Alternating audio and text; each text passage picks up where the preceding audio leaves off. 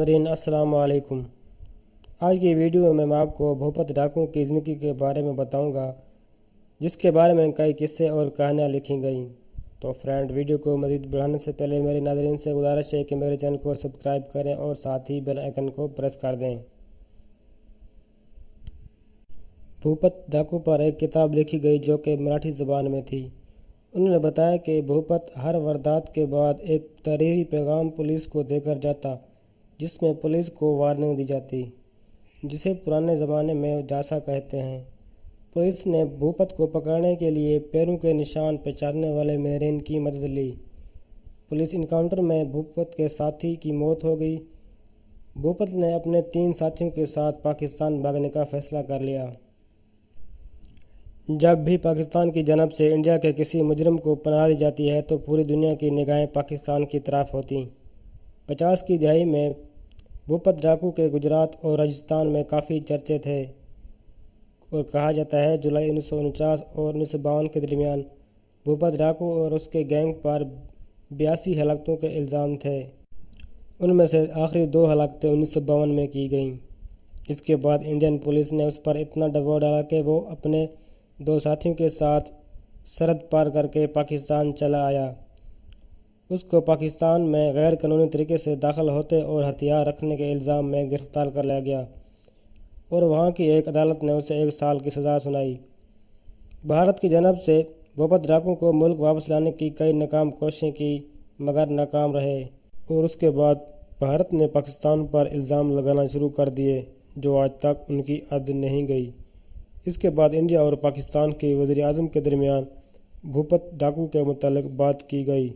बातचीत में इंडिया के वज़ीर आज़म नेहरू ने फाइल पर लिखा कि पाकिस्तान भूपत डाकू की हिमायत न करे और वो भारत को वापस कर दें, लेकिन पाकिस्तान ने इस बात से वाज़ेह इनकार कर दिया।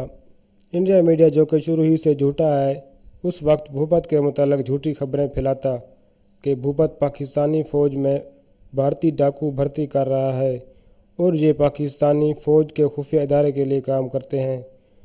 भूपत को ये अंदाज़ा हो गया कि इंडिया जाने में उसका हर हाल में नुकसान है। उसने बचने का तरीका सोचा।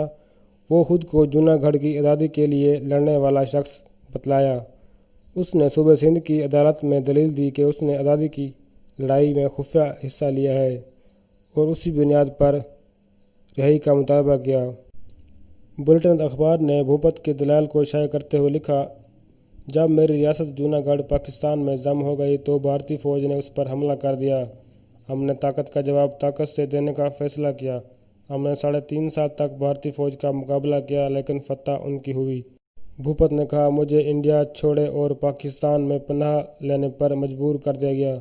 मैं पाकिस्तान के तय्युन वफादार रहूँगा, जिसने मुझे पनाह देकर मेरी ज़िंदगी बचाई। पाकिस्तान की हिफाजत के लिए अपने खून का आखिरी कतरा बहा दूँगा।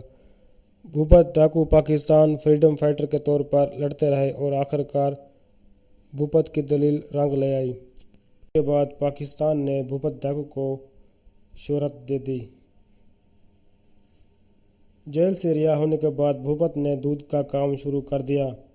वो 2006 में अपनी वफ़ात तक पाकिस्तान ही में रहे। उन्होंने अपना मज़हब तब्दील करके मज़हब इस्लाम कबूल कर लिया और अपना नाम भूपत डाकू से अमीन यूसुफ रख लिया और उसने दोबारा शादी की और उसके 2 बच्चे भी हैं। तो फ्रेंड, ये छोटी सी वीडियो अगर आपको पसंद है तो प्लीज़ मेरे चैनल को सब्सक्राइब ज़रूर करें और साथ ही बेल आइकन को प्रेस कर दें। तो इसी तरह मिलते हैं नेक्स्ट वीडियो में।